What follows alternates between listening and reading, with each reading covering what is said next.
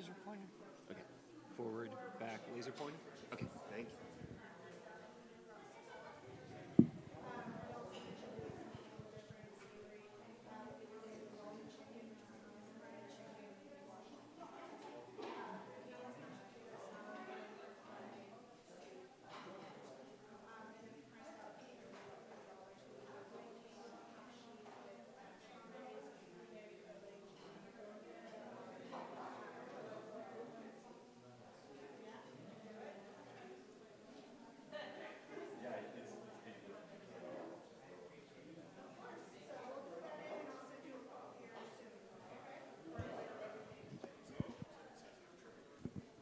Hello, hello, lovely humans. How are you today? Woo! Y'all, come on. How are y'all today? Perfect. Well, thank you for being here. I am Dr. Flo, your VP for Global and Community Impact. Thanks for being here for our Kindred Spirits. This is our second to last one. We have our next one on November 19th, where Mariela Hernandez Munoz is going to talk about camp and planting seeds for a better tomorrow. Some things before I introduce our distinguished speaker. This Friday, or as I say, Fry-yay, we have our Celebrate First Gen Day. We're going to have a First Gen, yes, stories panel. It's going to feature staff and students. We're going to have a DJ bumping his music from 1:30 to 2, and then from 2 to 3 is the panel. There will be no food because there's no food allowed in Carson Auditorium. And before you boo me, hold on. The DJ, hey, remember? And we do have shirts for first come, first serve, on a first come, first serve basis. We have shirts for those who are first gen, and it says, I am first. And then there's shirts for our supporters that says, love our first gen. Okay, so first come, first serve, but come out, hang out, and then we might have a special appearance by a grizzly that likes to roar. That's where I'll leave it at, okay? Our next event after that is a partnership with the SLV American Indian Center. It's called Rock Your Mocks Reggae Style. They're going to have a reggae concert. It's a sober event. There's a suggested donation of $25, and that show starts at 4 p.m. in Richardson Auditorium, November 14th. That's a Friday. And then if you don't want to do anything reggae, it's okay. Because on Saturday, November 15th, we have our SLV American Indian Intertribal Powwow. This is a partnership with the SLV American Indian Center, and the location is a Boys and Girls Club. The dance starts at 11 a.m. and the grand entry, which is like the cooler performances, at 1 p.m. So there's Tiny Tots dancers, the Hat and Boot Special Men and Women two-step, a headman dancer, a head woman jingle dress, and categories are fancy shawl, traditional men, fancy grass, chicken dance, and men's southern straight. So if you want to continue to celebrate American Indian Heritage Month, please join us for those events. I will stop talking now, but before I do, Grizzlies, please help me welcome none other than our very own Phillip Bode, director of the Writing Center, who's going to talk to us about how writing studios create spaces for communities. So one huge round of applause. Thank you, Dr. Flo. Thank you all. I'm going to do that typical thing. Or is it better like this? Okay. Well, I don't care what you think, so I'm kidding. All right. So yes. So I'm Phillip Bode. I'm the director of the writing studio. Just make sure we're gonna go. So I'm going to talk a little bit about how writing centers can be involved in outreach, right in the community, specifically a Fargo-specific developments that I was involved in, some other applications, considerations, and then you're going to talk to each other even more than you already have. All right. So one thing that you might be aware of, or is that a lot of times writing centers, writing studios, tutoring centers, things like that, is they're often discarded as a place for rudimentary or poor writers. So that's often a battle of sorts that we are up against. So imagine our status or lack thereof outside of the university and the greater community. So we have to think about how much recognition or knowledge can the general community have about a writing center studio even if a university itself seems to lack that. What we've yet to learn is that community spaces outside of campus can benefit the writing center, writing studios.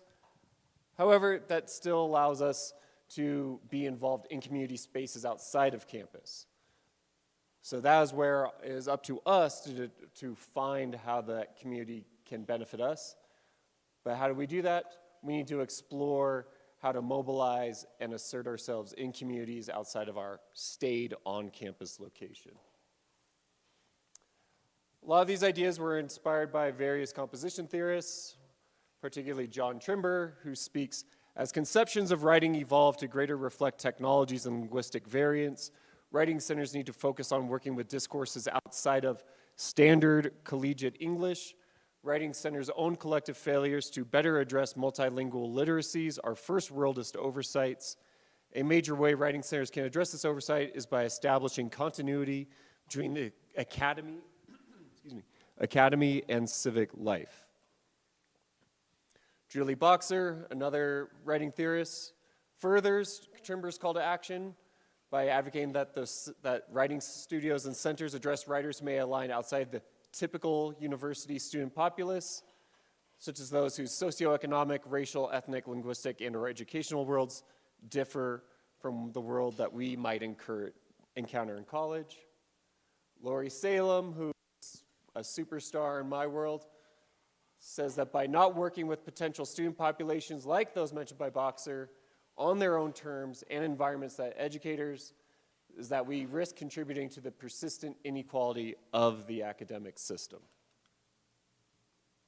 So together, these indicate that it's critical for writing centers and studios to discover ways that it can conductively be involved in communities outside of that traditional campus learning space and administrations.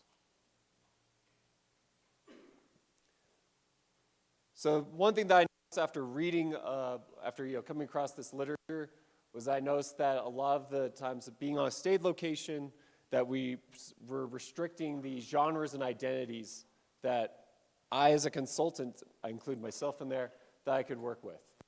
So we started working with, basically it felt like the same students over and over again, which is not good, because then we started to lump writers into lazy or dismissive or even fatalist categories. Okay, we got another football player here, we have another ESL student here, we have another English 101 student here. I no longer thought it was becoming to the point where I noticed we weren't noticing students by their names. We were noticing them by these generic, lazy categories. So when we were able to expand and interact with writers and genres outside of these typical aspects, we could help ourselves be less cynical, just less cynical. So note also to try to think about it as our work as being a bridge with the community. So working with members of a local community is a way that we can bring scholarship, pedagogy, and theory to the community, providing more fruitful connections and principles. I also was finding that writing centers with community involvement success, notably Michigan State, Marquette, Presbyterian College, Casper College, and especially SLCC, or they call it SLIC. Okay, so the initial vision that I had for doing this was in Fargo, North Dakota, where, because I was already consumed with this idea that writing is both a cathartic and a practical activity. So this notion that writing can be both an act of healing and an act of practical work. So with the rape and abuse victims, it was to see if that would be an applicable place where we can help writers on both creative writing, so that healing idea, so students could write about, or not students, but people could write about, a short story, a poem, creative nonfiction, that. But then also technical writing, so things like resumes, cover letters, etc. Those practical issues that would allow them to leave and avoid those abusive situations. Even grant applications, housing applications, things like that. So we initially received tremendous support from NDSU, from the education department, and volunteers at the Rape and Abuse Crisis Center. So what we initially were planning on doing was a qualitative analysis to work with the community. So having a survey that asked writers to describe their experiences working with me as a consultant, just to see like, hey, what are we doing effectively? What can tutors do, educators, things like that. So these are some of the questions we were initially looking at. What genre of writing did you receive help on? How helpful was I? Things like that. What did the consultant, aka me, do that was helpful? For our pilot attempt, I worked with someone named Kendra, who was a faculty member in the nursing department. She expressed tremendous support for the project, largely because she had sought out assistance from RACC in the past, and she agreed to work with me. So one thing, though, that was kind of interesting is that when I gave her the survey to complete, she instead just really just said, like, no, I'm just going to talk to you all about your methodology. I'd rather not do this survey. And so she expressed that she liked the vision that I had for it, but she was really then able to come up to me with ideas for how to collaborate, how to be involved in the program itself. So one of the things that she said was that the survey approach for collecting evaluations would probably be overwhelming for the clients, or I'll just call them writers, especially because they might feel like they had to be overly complimentary towards me. There's what we called observer's paradox. And so rather she recommended that I offer more open-ended prompts as opportunities to express how they felt about the services. They also expressed some ideas about how to go about it, which was things like don't pressure the writer to read their work aloud, be considerate of their vulnerability, embarrassment, hesitance, those types of things. Though at the same time, allow opportunities for them to feel empowered by reading their work aloud.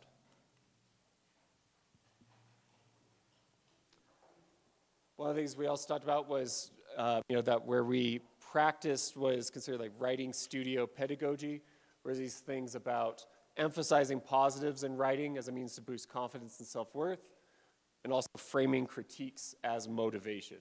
So things like, to make this even better, you might try to tell us more about the first time you rode a bicycle. Or, let's see how we can make your organization skills stand out even more on a resume. Rather than saying, you're not doing this well, here's something else to do. Also talked about being respectful of distance and space, so letting the writer determine as much as possible the space and location of discussion, following cues for seating arrangements, prepared to work in an environment that allows the writer to bring children, be prepared to and understand that the writer might have little or formal writing to provide. These are all things that actually a writing center we try to do, or writing studios are aware of. So then we had our first unexpected obstacle, which was the English department expressed liability concerns, didn't matter of the IRB status, and demanded that we cease any work with RACC immediately. So that was the unexpected obstacle. But I was able to find an unexpected application because I found another sympathetic party that I could apply a lot of my work and the materials I developed. It was a New American Refugee Women's project in the area. This is called Write Your World. So this is for New Americans and refugees in Fargo. And so it was a program involved weekly meetings, Monday, 6 to 7:30, where women and girls met, wrote, reflected, and shared stories together. Per the organizer, Write Your World allows women to use writing and reflection for personal and professional development to benefit themselves, their families, and communities. Local residents and new Americans sharing stories develops empathy, caring, and understanding in the fabric of the community as a whole. So the question then becomes, okay, why was Write Your World okay, whereas the RACC was not? I'll be blunt. The organizer was completing a thesis on New Americans literacy. Their advisor worked at the refugee center. Advisor also happened to be married to a Sudanese refugee. The advisor was seeking out data to justify city, state, and federal funding for the refugee center. There you go. So my involvement was more in the background. So we worked with the Write Your World organizer to develop prompts, practices, and overall organization of the events and sessions. So I shared a lot of the insights gained from the discussions from Kendra, such as allowing open-ended conversation, not pressuring people to have things formally written, allow free-flowing conversation, providing space for seating, opportunities to read aloud if desired, trying to find prompts that were, let's just say, friendly rather than assertive or judgmental. So yeah, some of the prompts we have a first prompt would be a lighthearted topic, so things like your favorite food, travel destinations, leisure activities. And then we would work up to deeper topics. So describe how you felt boarding a plane for America, whether they're from Nepal, Sudan, you name it. Then things too, what assumptions did they have about America prior to arriving here? Have those assumptions been met? And what advice about America would they give other people from the country before moving to the US? So our timeline, brainstorming general ideas about tutoring refugee women, refining a writing group-based project that relies on the prompts, and then that January, or the next January, we started the meetings at the consortium.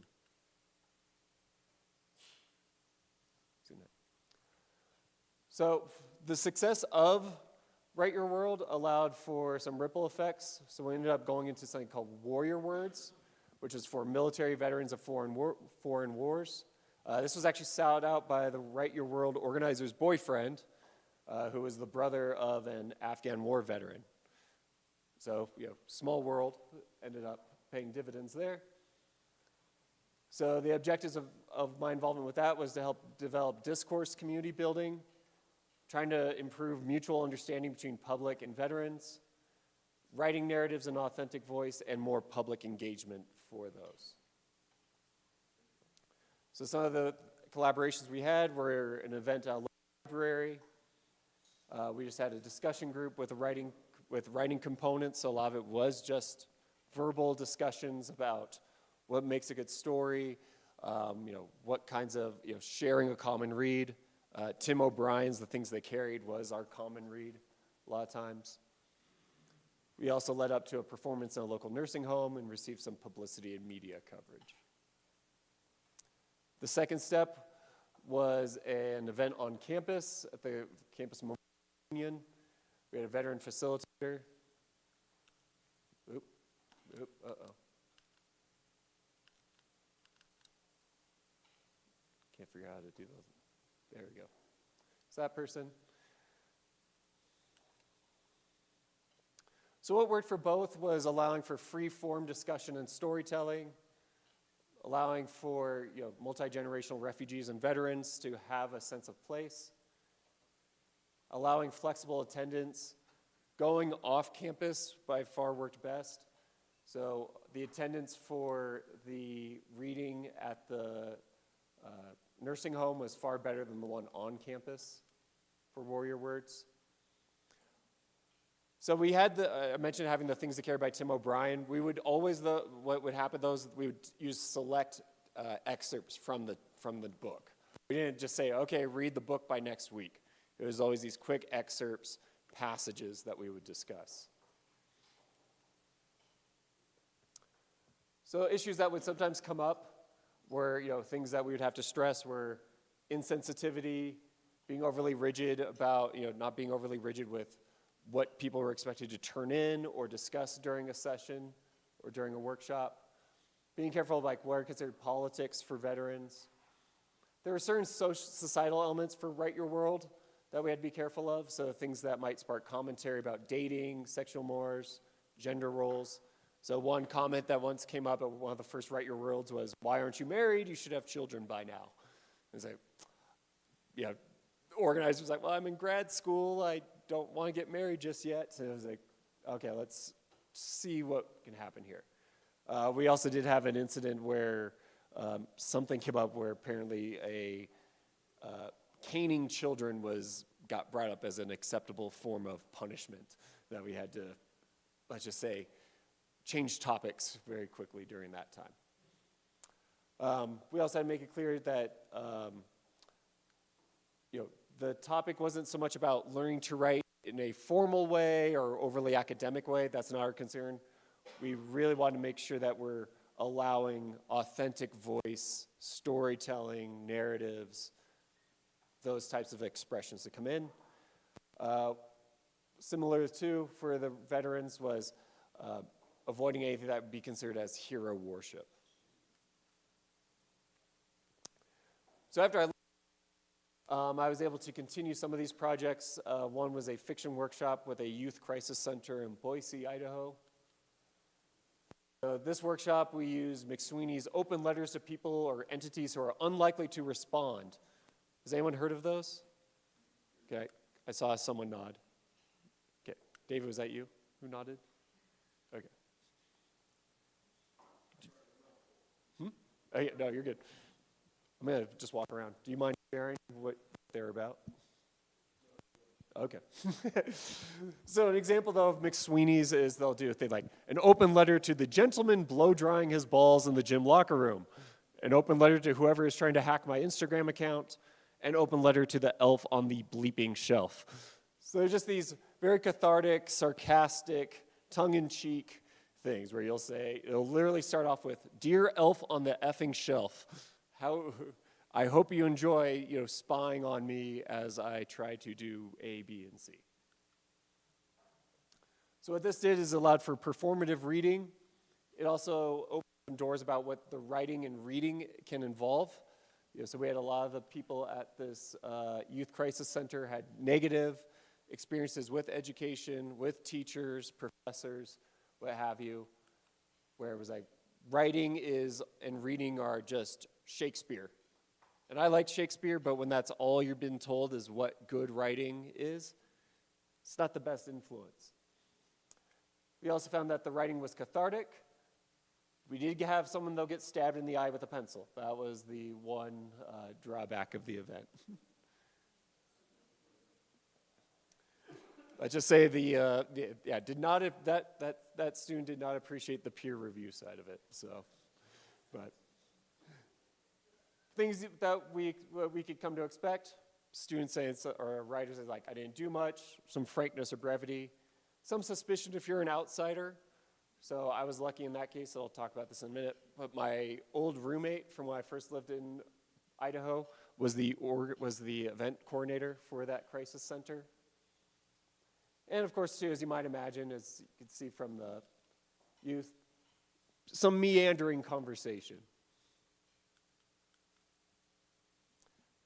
Some more recent and future applications that have been explored was attending an elderly care center for games and discussions, Dr. Seuss readings to preschoolers, a readathon for a Quaker youth school, and upcoming a Dear Santa letter writing workshop, where we just go and basically teach kids okay, let's practice some rhetoric here.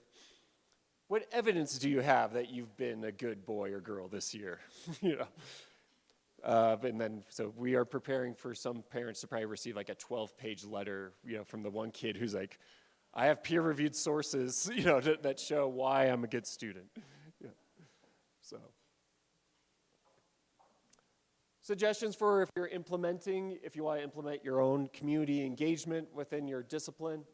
Try to start with low-stakes opportunities or locations where you might have an in or a lead. So with Write Your World, we had one where that was what the person already did volunteer work at that refugee and New American Center. So that's, she didn't need, they trusted her already. For the Warrior Words, again, the boyfriend, his brother was an war veteran, so was already familiar with those folks. For me, even just saying like, hey guys, I'm Tyler's old roommate from when we were both in college together, that would still provide a bit of an in that otherwise might not have been available otherwise. From there, try to identify a community of need.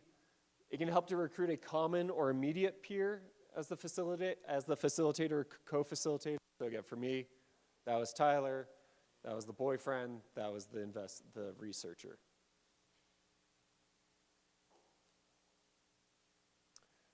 Try to find accessible and audience-appropriate model texts. And even if you're in STEM, you just might want to think about, okay, well, you might not have something to read, but think of something that might still be useful. So I would say if you're in engineering, maybe you think about, hey, Legos can be maybe like your equivalent of a model text or of an audience-appropriate model. So even within the McSweeney's letters, what we might use for teens at that youth crisis center, we might use different ones for mothers at a shelter. Because even though the McSweeney's ones, they range from catharsis, tone, and things like that. Same thing too with stories that paint a military morality lesson might not be appropriate for vets. And you also want to consider reading levels regarding vocabulary and linguistic skills. Big thing, don't be afraid of long conversations with no apparent progress. Let people talk out their ideas, jump back and forth, those type of things. And most importantly, be empathetic as much as possible. I would suggest that you try to use multimodal considerations. So whether it's music, video, etc. If you happen to be doing something, I try to use music and song lyrics to spur conversation activity. So doing things like having students translate cathartic lyrics to another audience can be a way for them to rethink what they can consider to be a remote or something that's above them or just doesn't speak to them. You can even have them try to write out lyrics into things where it's academic, substitute more immediately relevant lyrics, take your favorite song and turn it into an office memo, turn it into a recipe. Okay, so this is where you are going to start talking to each other. So introduce yourself to your nearby colleagues by telling them your name, your position, title, and program, and how long you've been at Adams.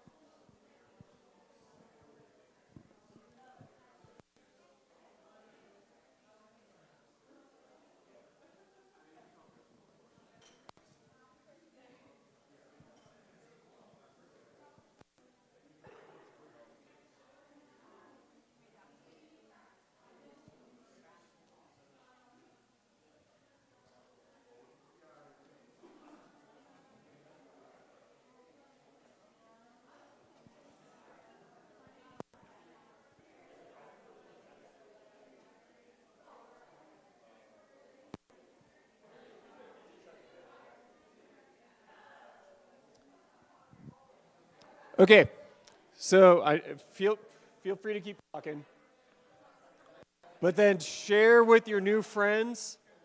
Try to share with your new friends a community involvement project that you think your office, department, your class, your organization. try to think of like what's something you can do in the SLV that you can do. Specifically here, think about who do you want to help? And then think about then too, how would your office provide unique help? What is something that kinesiologists can do for that community that a writing studio might not actually be able to do? What's something that music can offer to that community location that I can't? Those types of things. I'll be wandering around.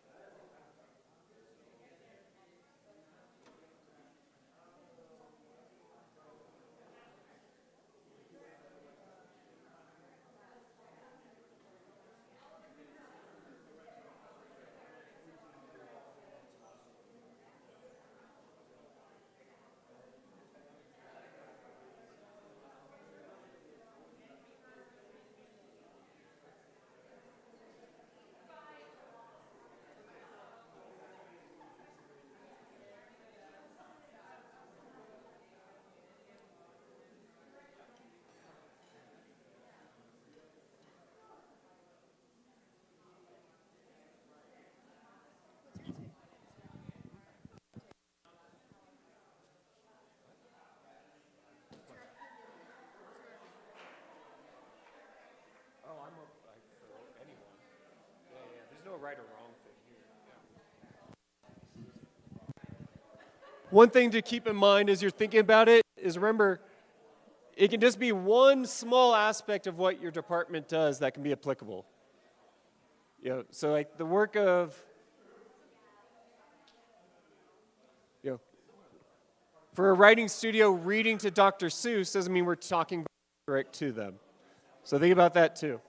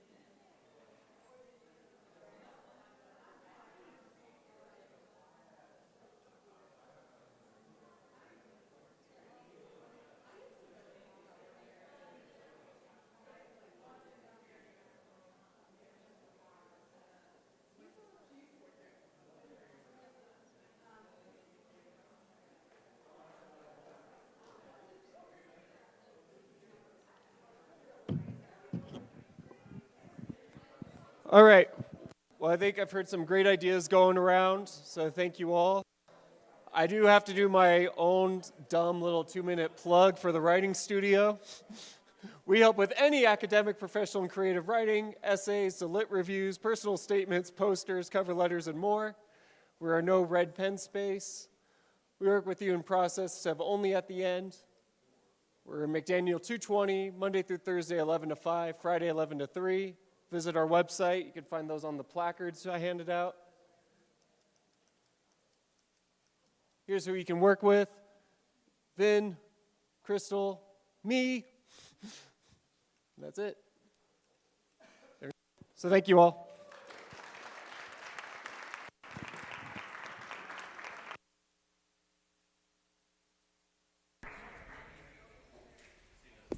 Before you leave, do we have any questions for Phillip? He was just that good, right? Do y'all have any questions? Well, I did not pay him. He is not a paid actor, but a lot of what he talked about was veteran-related items. One event that we have coming up on Tuesday, November 11th, is our Veterans Day community celebration, and it's called Vets and Pets, and it will be here in Connor Hall courtyard, little grassy area. Bring yourself, bring your pets, be mindful of the pet policy. But yeah, join us that day at 11 a.m. to 1. There's delicious food there, so bring your vets and pets. Yes. Okay, we have a question for you, Phillip. This is an easy one. How long are the sessions that students can sign up for? Anywhere between 50, you have the option for Up to 50? Okay, great. Any other questions? All right. Well, thank you all for joining us. Our next Kindred Spirits is November 19th with Mariela Hernandez Munoz, who will be talking about camp, planting seeds for a better tomorrow. Thank you all so much. Have a great day, Grizzlies.